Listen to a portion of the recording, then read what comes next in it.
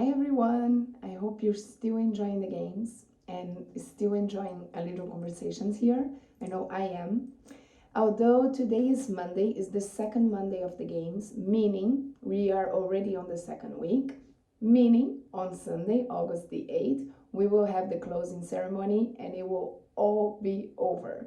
So I decided to take today without a specific topic, but just to reassess everything that I've been speaking about, also because I've been a little bit on Instagram doing a few comments and answering a few questions. So I decided to do this little panorama of everything that's been going on. So we can carry on to the second week, maybe with some things in our minds.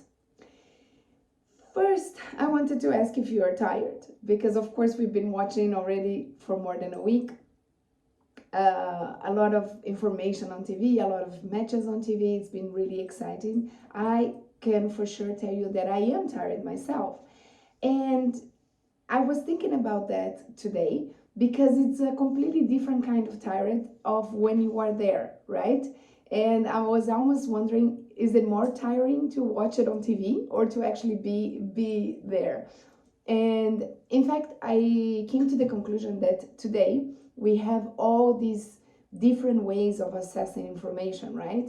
And I think that's the tiring part in the bad sense, but also in the good sense, that we have so much information and there is so much that is coming our way, even when we're not really trying to connect with that. Because, for example, I love the Olympics. I know a lot of people are sending me information, and then I follow a lot of athletes, and they have their cameras on all the time, so we can see a little bit of the backstage. So I find it quite interesting because being there, it's quite exhausting. First, because you're either working, which is really tiring, and if you're not, if you're there as a fan, you're also there as a tourist, meaning that you're figuring out, most of the times you don't speak the local language, you're eating different kinds of food, you're not sleeping in your own bed. So it's like a vacation times 10, because you spend the whole day looking for this excitement, and then you're cheering, and then you lose your voice. So it is quite tiring either way, I think. But what I wanted to say is that I think there's a lot of information, and I was remembering when I was a volunteer in 2004, which was one of the videos that I did for you last week. I had a flip phone that I could only flip, and there was no smartphones at all. And we had some sort of, we had the SMS kind of thing, or MSN kind of messaging, but you wouldn't be all the time on your phone at all. And I remember already in China, it was already 2008 for the Beijing Games. We had the beginning, well, we had the launching of the iPhone just then, and we had the very beginning of this world explosion of Facebook. I mean, they were for sure already big in the US, but you know that everybody would connect via Facebook. And then I think in London and Rio, that's when the discussions really got a little bit more, even heated, I want to say, both from the side of the organizers, sometimes from the side of the athletes, and of course what the IOC envisioned for that kind of communication. Also, I want you to consider that at that time, or still, this is also sometimes conflicting, or not anymore conflicting, but now complementary to broadcasting. But you would think that a broadcaster in 2009 didn't really understand how this power of social media could boost what they were buying as their rights to show, right? So there was this conversation going on as well in the background. And I think, as you can see now, for what I am accompanying of the games, that's really when you can see, okay, this is a free for all, everybody can show what they want, they just need everybody else, of course, to consent on what they're showing. I am sure you cannot film someone else in your room and then just put it, but within the reason and the the good morals of, first of all, of Olympism itself, Clearly, you can show the backstage, you can show how you're feeling. We have this different kind of connection to these performers, right? That in the end are the ones delivering this major event. So those are a little bit the thoughts that were going on in my head. I think if you come to my channel and this is your first video, you can see that I made other videos for other little details for you to pay attention. I spoke a little bit about accreditations and why and how you access a venue. I spoke about Olympic logos and the branding of the games and the Olympic rings, and you should pay attention to that as well. This next week, when you're watching the games, you should see what the clean venues are. I explained that in my video. I also spoke about the refugee team, which personally is something that I really love. They still haven't got the medal. Again, this is Monday of the second week. Let's just hope for one, but still no medals at this point.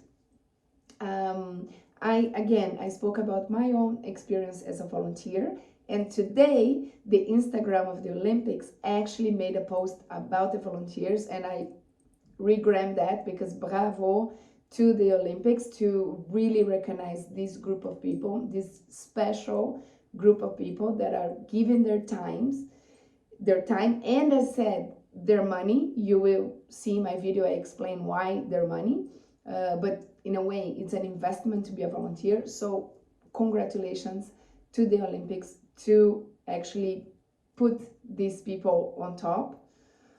I also spoke about the clothing and the uniforms, not only from the staff point of view, but all these uniforms and all these discussions that we're having online of why the gymnastics are wearing long leotards versus the others, etc., etc. And of course, I made a huge video about the opening of the games. I think that's how this whole thing started. Last Friday, after I watched the opening, I was at the same time very emotional and very excited. I spoke for 40 minutes straight. If you really want to understand all the protocol and tradition that goes into the ceremony, then watch that video, which was the first of this Olympic series. So I can only assume that next Sunday I will do a very emotional video about the closing of the games, excuse me. And I wanted maybe to end on that note. I got a few questions that I answered on the Instagram about, oh, should there even be the games? I mean, now they're delayed and it's Tokyo 21. Why is they're talking to Tokyo 2020? Well, I explained that already, why they kept the 2020. Of course, there's many trademarks involved, so that was a bit of a non-negotiable. I would think always. But speaking from the more human and COVID side of it, in the end, this is still a lot of people's lives and jobs. Just as much as any other job that we are trying to get people to still be on their jobs and still keep going with masks and with many sort of measurements to put other jobs in place. Yes, we can say some athletes are sponsored, but the games involve this whole group of family, this huge conglomerate of people, of referees, of the entourage of the player, which could be a physiotherapist, a masseuse, a nutritionist, the coaches, of course, plus all these people that are operational people, right? They are doing the stadium, they are actually the ones working when we're there, having fun and supporting our athletes. This is everybody's job, and these are countless people, and many companies that there are these satellites of the games to put games on for all this that we are watching, you and I, right, from the comfort of our homes. So I do have a lot of respect to the fact that we're still having the games, and I do think that overall they are sending the right tone. I think they sent the right tone in the opening. I think you can see a lot of the measurements. You can see everybody wearing masks. You can see the athletes wearing masks with their medals, which, sometimes it breaks my heart a little bit, but I think it's so important that it sends a world message that we're still fighting for this. And I hope that the closing ceremony will also be with this beautiful tone and will leave a message of hope for all of us after this beautiful event. I hope you enjoy this talk again, and I hope to see you again soon.